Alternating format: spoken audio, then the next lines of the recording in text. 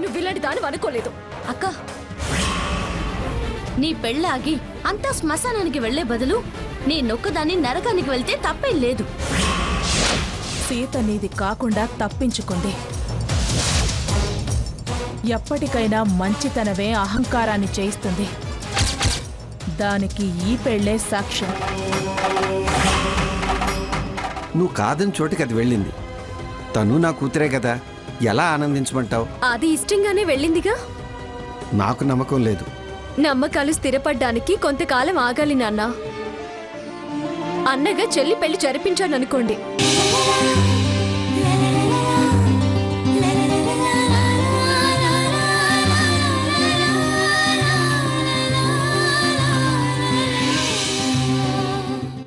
నువ్వు కూతురివి కాదురా కొడుకువి అనేవారు కదా.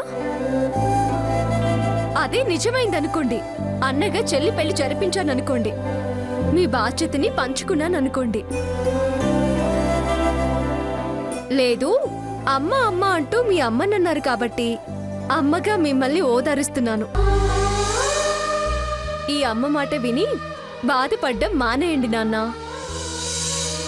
పెళ్ళే జీవితం కాదు కదా, జీవితంలో అదొక చాప్టర్ అంతే. అది రకరకాల జీవితాల్లో రకరకాలుగా రాసుంటుంది. దయచేసి మీరు ధైర్యాన్ని కోల్పోయి నన్ను పిరికిదాన్ని చేయకండి నాన్న. పేదవాళ్ళని పేదవాళ్ళగానే ఉంచేది పిరికితనం. బలహీనుల్ని బలహీనులుగా మిగిల్చేది కూడా పిరికితనమే. దాన్ని జయించగలిగితేనే జీవితంలో అనుకున్న గమ్యానికి చేరుకోగలుగుతాం. నువ్వు గోల్డ్ మెడలిస్ట్ ఇవ్వరా, డిస్టింక్షన్లో పాస్ అవుతావన్నట్టు నా జీవితం ఆ బంగ్లా గోడల మధ్య నలిగిపోకూడదని నాకు ఈ స్వేచ్ఛని కల్పించాడేమో ఆ భగవంతుడు. మీరు నా భుజం తట్టడం మానేస్తే ఈ 4 గోడల మధ్య నా జీవితం ముగిసిపోతుంది నాన్న. అమ్మా సీత, అలా అనకమ్మా. నువ్వు రేపు నలుగురికి ఆదర్శం కావాలి. నీ దారిలో మరో ఆడపిల్ల ధైర్యంగా నడవగలగాలి. అవమానం భరించి బ్రతకాల్సిన అవసరమే రాకూడదమ్మా. అలా అయితే మీ కళ్ళు ఎందుకు నాన్న చెమ్మగిల్లాయి? కారణం నీ ప్రవర్తన కాదమ్మా, స్వర్ణ ఎందుకు అలా చేసిందా అని. నీ జీవితానికి అడ్డుపడిందే కాక అవమానాల పాలు చేయడం ఎందుకు? ఇలా మనందరిని మోసం చేయడమేంటి? ఆ ఫోటోలు ఏమిటి? ఏంటమ్మా ఆలోచిస్తున్నావు? అది చేసిన తప్పే కదా, మోసమే కదా. అడ్డుపడిందో ఒడ్డున పడేసిందో, ఇష్టపడిందో భయపడిందో, ప్రస్తుతం వాస్తవం తెలియకుండా ఒక అభిప్రాయానికి రాకూడదు కదా నాన్న. సమర్థించలేకపోతున్నానమ్మా. కాలం జవాబు చెప్పే ప్రశ్నలకి తొందరపడి మనల్ని మనమే సమాధాన పరుచుకొని నిర్ణయం తీసుకోకూడదు కదా నాన్న. కన్న తండ్రినే కావచ్చు గాని నీ అంత సహనం ఓపిక నాకు లేవమ్మా. అలా అంటే బంధం ఇబ్బంది పడుతుంది. నిదానంగా నిజాలు తెలుస్తాయి. మీరు కోపం రానివ్వకండి ప్లీజ్. ఇందుకేరా నిన్ను అమ్మా అని పిలవాలనిపించేది.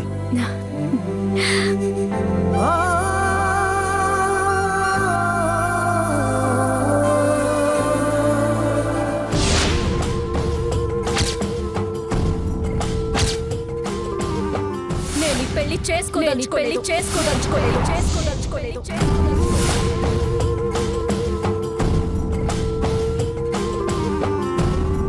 సీత, నన్నెదిరించి నా మనవణ్ణి కాదని వెళ్ళిపోతావా? చూస్తా నువ్వెలా సుఖపడతావో, ఈ ఇంటికొచ్చిన నీ చెల్లెలెలా సుఖపడుతుందో చూస్తా. చేసుకుంటాను. అది అక్క అని కూడా చూడకుండా ఎంతకు తెగించింది. నా మనవణ్ణి ఎలా ముగ్గులోకి లాగింది. అంత విచిత్రంగా ఉంది. స్వర్ణ, నేను నిలదీసి నిగ్గదీస్తే తలాడించిందే కాని సీత ఎందుకు స్వర్ణను పక్కకు లాక్కెళ్ళింది? ఏం మాట్లాడింది? ఈ పిల్ల కాకులన్నీ కూడబలుక్కొని నన్ను వెన్నుపోటు పడవలేదు కదా. ఇదంతా పథకం ప్రకారం చేశారా?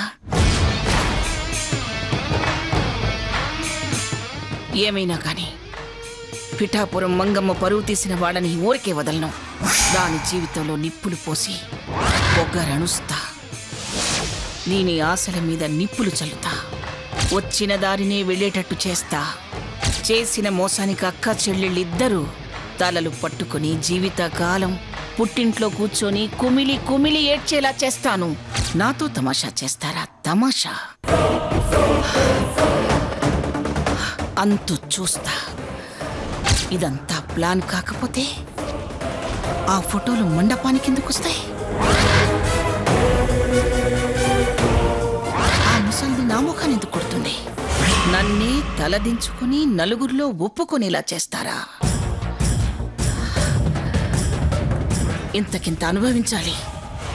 అనుభవించి తీరాలి. కాళ్ల బేరానికి వచ్చేలా చేసి తీరుతాను. దీని పొగరణుస్తాను. నీ ఆశ నిరాశగా మిగులుస్తాను. సాకేతురామును పెళ్లి సీతతో జరగాలని ఎన్ని కలలు కన్నాను. నా కలలు కలలు చేస్తారా? నా కలలు కలలు చేస్తారా? మీకు కష్టాలు కన్నీళ్లు తప్పవే. మొత్తం మీ కుటుంబాన్ని బజారు పాలు చేసి తీరుతాను. నిన్ను నా కాళ్ళు పట్టుకునేలా చేస్తాను.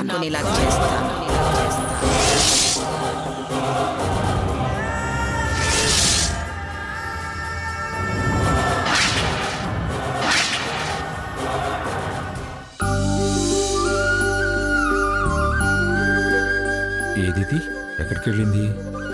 మంగమ్మ లోపల ఉన్నట్టుంది. నేను వెళ్ళి పిలుచుకొస్తాను, మీరు ఇక్కడే ఉండండి.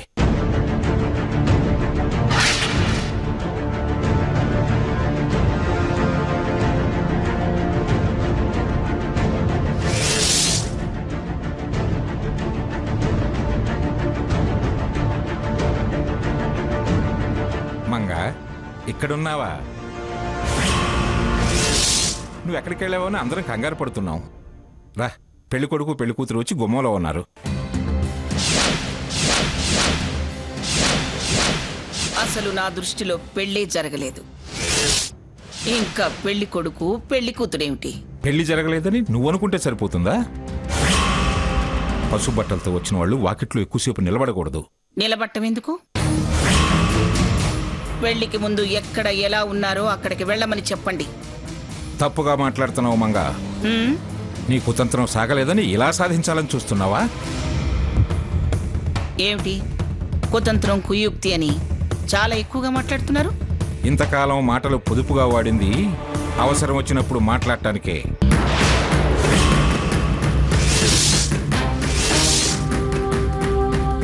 నువ్వు సీత తల్లిదండ్రుల చేత రాయించుకున్న అగ్రిమెంటే నా చేత ఇలా మాట్లాడిస్తుంది. అది కుతంత్రమా? కాకపోతే మరేమిటి? కన్నవాళ్ళని మన గుమ్మంలోకి రావద్దని రాయించుకోవడం తప్పు కాదా? దుర్మార్గం కాదా? దరిద్రపు నీడ నా గుమ్మంలో పడకూడదని నేను అనుకున్నాను. అది నాకు తప్పేమనిపించలేదు. చూడు మంగ, ఇప్పుడు ఈ వాదనలు అనవసరం. ముందు వాకిట్లో నిలబడ్డ వాళ్ళ సంగతి చూడు. ఎదురొచ్చి హారతిచ్చి స్వాగతం పలకాలా? శాస్త్రం సాంప్రదాయాలు తెలిసిందానివి. నన్ను ప్రశ్నలేస్తావేంటి? పద్ధతులేంటో నీకు తెలీదా? కొంగుముడితో వచ్చిన వధూవరుని గృహప్రవేశం చేయించవా? అది వాణ్ణి కొంగును ముడేసుకుని తీసుకుని వస్తే ఆ దరిద్రానికి దిష్టి తీసి లోపలికి పిలవటం నాకు ఇష్టం లేదు. మరైతే అసలు పెళ్ళెందుకు చేశావు? 10 మందిలో పరువు పోకూడదని. ఇప్పుడు అలాగే గుమ్మం ముందు నిలబెడితే మండపంలో నువ్వు దక్కించుకున్న పరువు ప్రతిష్ట ఊళ్ళో పోతుంది. అది ఆ గుమ్మంలో ఉన్న దరిద్ర మందకేగా తెలిసేది. వాళ్ళ కన్నీళ్లు ప్రపంచం మొత్తానికి తెలియజేస్తాయి. మంగ, మొగుడు పెళ్లాల మధ్య వాదనలు మంచిది కాదు. ఒద్దికగా ఎవరో ఒకళ్ళు ఒదిగిపోవటం మంచిది. నా సంగతి మీకు తెలుసు కదా. నేను సర్దుకొని దిగి రాను. సాంప్రదాయం కోసం తప్పదు. నా మాట విను. రాద్ధాంతం చేయకుండా రా. రాను రాను రాను. నాకు సంబంధించినంత వరకు అది రద్దయిన పెళ్లి. దానికి నేను స్వాగతం పలకను. అంటే నీ మనవడికి మరో పెళ్లి చేస్తావా? అదే జరిగితే రాబోయే కాలంలో పిఠాపురం వాళ్ళకెవరూ పెళ్లనివ్వడానికి ముందుకు రారు. ఏ బెదిరిస్తున్నారా? నన్ను బలవంతం పెట్టద్దు. ముందు మీరు అవతలకు వెళ్ళండి. నేను వెళ్ళాలంటే మనం తేల్చుకోవాల్సిన విషయం ఒకటి ఉంది. ఏమిటది? ఆ కళ్యాణాన్ని నువ్వు కాదంటే మన కాపురాన్ని నేను కాదంటాను. ఆ అమ్మాయి మెళ్ళలో నీ మనవడు కట్టిన తాళికి నువ్వు విలువ ఇవ్వనప్పుడు నేను కట్టిన ఆ తాళికి విలువలేనట్లే. అది రద్దయితే ఇది రద్దే. ఆ తాళిని దానితో పాటు ఏర్పడ్డ బంధాల్ని వదిలేసి నా చేతిలో పెట్టు. అందరం వెళ్ళిపోతాం. ఈ సామ్రాజ్యాన్ని ఏకఛత్రాధిపత్యంగా నువ్వే ఏలుకోవచ్చు. ఇచ్చేయమంగా. నీకు వాదన మాత్రమే తెలుసు, కానీ నేను తీర్పు తెలిసిన వాణ్ణి. ఓసారి తీర్పు చెప్పిన తర్వాత దాన్ని ఎవ్వరూ మార్చడానికి వీల్లేదు. ఇచ్చేయి మంగ తయారు ఆ తాళిబొట్టు. వాటితో పాటు నువ్వు గర్వంగా చెప్పుకునే పిఠాపురం అనే ఇంటి పేరును కూడా వదిలేసి నీ పుట్టింటి పేరున నీ పుట్టింటి ఆస్తితో దర్జాగా బతుకు. ఇంతకాలం కాపురం చేసి ఎంత తేలిగ్గా మాట్లాడుతున్నారు. విడాకులకి కాపురం చేసిన కాలాన్ని లెక్కలోకి తీసుకోరు. పొరపచ్చాలు మాత్రమే ప్రధానమవుతాయి. చాలా ఎక్కువగా మాట్లాడుతున్నారు. నేను జడ్జిగా పనిచేసిన వాణ్ణి. ఎక్కువగా మాట్లాడేవాణ్ణి కంట్రోల్లో పెట్టి క్లుప్తంగా అభిప్రాయం చెప్పేవాణ్ణి. వస్తావా? తాళిబొట్టు ఇస్తావా? ఏమండి? No more arguments. జడ్జిమెంట్ అయిపోయింది. అయినా నీకు భర్తగా మరో అవకాశం ఇస్తున్నాను. కాదంటే జడ్జిగా ఎలా అమలు చేయాలో నాకు బాగా తెలుసు.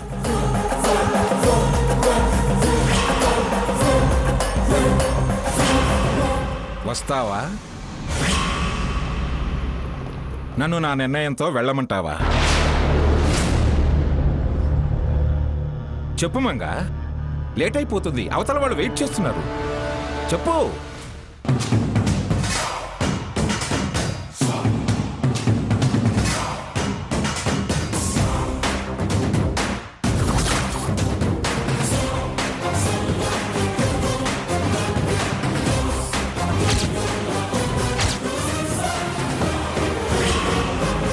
పదండి.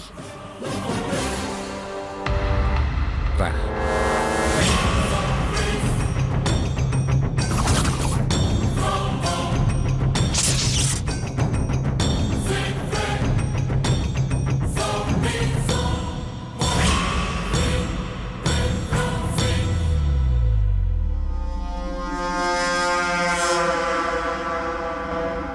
అమ్మా లక్ష్మి, దిష్టి తీసి హారతివు.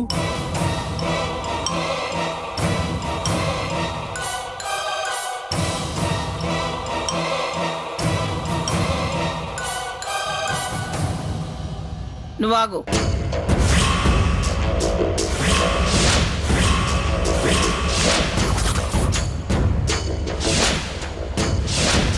పైడి చేత తీయించండి.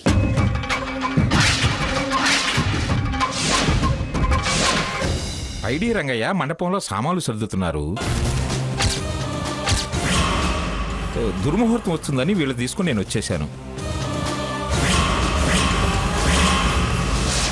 దుర్ముహూర్తంలోనే అది మెడకపడింది. దరిద్రానికి తారాబలం చంద్రబలం చూసినట్టుంటుంది.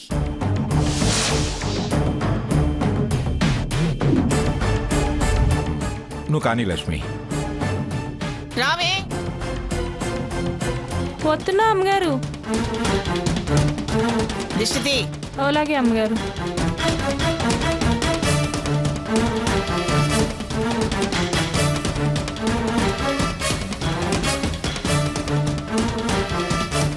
పెద్దమ్మోరికి మరో పెద్దమ్మోరి ఆహ్వానం. తరాలు మారినా రాతలు మారలేదు. నేను అనుకోని కోరుకుంటే ఈ ఆశపోతుది నా ఇంటికొచ్చింది.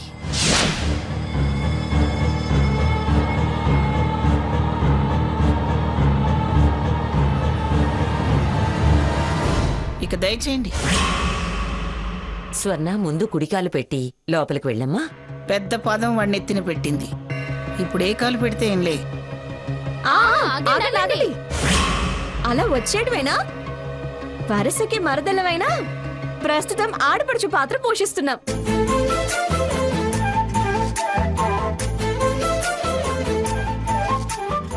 పేర్లు చెప్పే తీరాలి.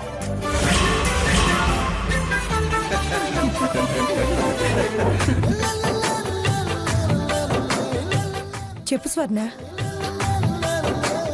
చెప్పరా సాకేత్. కమాన్ బావా చెప్పు. Ladies first. ఓస్ని సిగ్గు చితక రాసుకుని పూసుకుని తిరిగినప్పుడు ఈ సిగ్గంతా ఏమైపోయిందో. ఇక్కడ జెంట్స్ అమ్మా, వచ్చింది అబ్బా ఇంటికి. ఉండాల్సింది ఇక్కడే కాబట్టి అమ్మాయే చెప్పాలి. కాదు అబ్బాయే. కాదు అమ్మాయే. కాదు అమ్మాయే. కాదు అబ్బాయే. కాదు అమ్మాయే. బా చెప్పనివ్వండిరా. సాకేత్ చెప్పురా. సీత నేను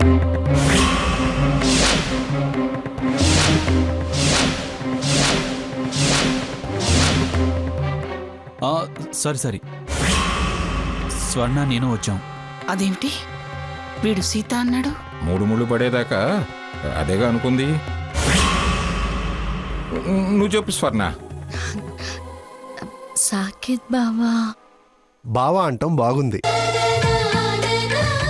పాతకాలం గుర్తుకొచ్చేలా చేశావు. అందరికీ కొత్త కారం నేను తినిపిస్తా ఉండండి. అది అలా ఉండాలి. ఆ ఇక చాలు, లోపలికి రానివ్వండి. దుర్ముహూర్తం వచ్చేస్తుంది. నువ్వు పదమ్మా. ఆగండి.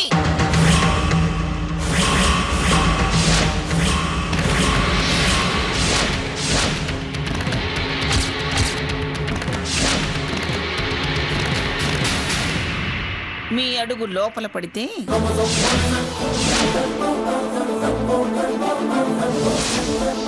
దానడుగు బయటకు పడుతుంది.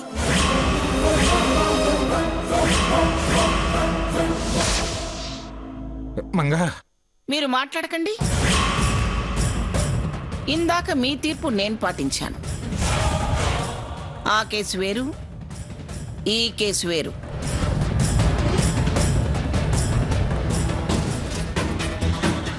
ఇందులో లాయర్ని, జడ్జిని నేనే. తీర్పు నాదే. ఎవరు కలగజేసుకున్నా అమలు చేసే విధానంలో కఠినమైన నిర్ణయాలు తీసుకోవాల్సి వస్తుంది. చూడు సావిత్రి, అత్తారింటికి తొలిసారి ఆడపిల్ల వెంట ఏ కన్న తల్లి రాదు. అయినా సిగ్గు విడిచి నువ్వు వచ్చావంటే శంఖ నీలోనే ఉందన్నమాట. పైగా అరణం కింద గొడ్లులాగా వీళ్ళందరినీ వెంటేసుకుని వచ్చావు. పిన్ని గారు మాట్లాడకో. మండపంలో పెళ్లి తారుమారైపోయినప్పుడే నీ పెంపకం విలువ తేలిపోయిందే.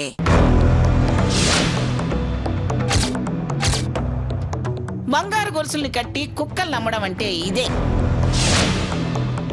పెద్ద కూతుర్ని ఫిక్స్డ్ డిపాజిట్ గా చూపించి వెనకాల వాళ్ళని ఇలా వదిలించుకుంటావా? మంగమ్మ గారు, నీకు మండపం వరకే పర్మిషన్ ఇచ్చా. నా ఇంటితో నీకేం పని? వెళ్ళవతలకి. మధ్యలో దూరేవో వయసు తేడా కూడా చూడను. పొడుస్తున్న పొద్దు మీద నడుస్తున్న కాలమా, పొడుతున్న పొద్దు. రాధాకృష్ణ, అమ్మా తప్పైపోయింది, పొరపాటైపోయింది. జనం క్రితం పుణ్యకాలం ఇలా రాహుకాలం అయిందేమిటా అని పిల్లల జాతకాల మీద జాలేసి అలా నోరు జారే. క్షమించండి అమ్మా.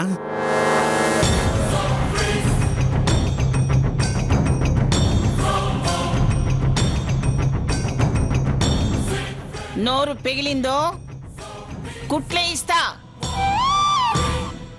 సావిత్రి, అత్తమామలకి అప్పగింతలు చేసావుగా,